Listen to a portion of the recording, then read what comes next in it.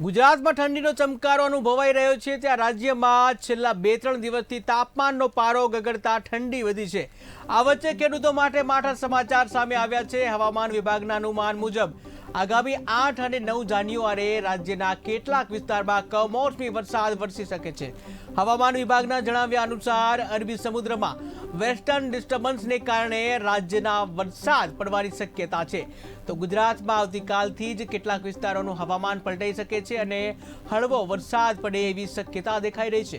હવામાન વિભાગના જણાવ્યા અનુસાર 8 જાન્યુઆરીએ સાબરકાંઠા, બનાસકાંઠા, અરવલ્લી, નવસારી, વલસાડ, દમણ, દાદરાનગર હવેલી, ગીર સોમનાથ, બોટાદ, અમરેલી, ભાવનગર, સુરેન્દ્રનગર, અમદાવાદ, ગાંધીનગર, મહેસાણા અને દીવમાં સામાન્ય વરસાદની શક્યતા છે। જ્યારે 9 જાન્યુઆરીએ સુરેન્દ્રનગર, બોટાદ, અમદાવાદ, ગાંધીનગર, સાબરકાંઠા, અરવલ્લી, ડાંગ, તાપી, નવસારી, વલસાડ, દમણ અને દાદરાનગર હવેલીમાં છૂટાછવાયા સ્થળોએ હળવો વરસાદ વરસી શકે છે। હાલ ગુજરાતમાં ધીરે ધીરે ઠંડી વધી રહી છે અને ઠંડુ હવામાન શિયાળુ પાક માટે અનુકૂળ હોય છે, પરંતુ તેની વચ્ચે હવે કમોસમી વરસાદની આગાહીએ ખેડૂતોની ચિંતા વધારી દીધી છે।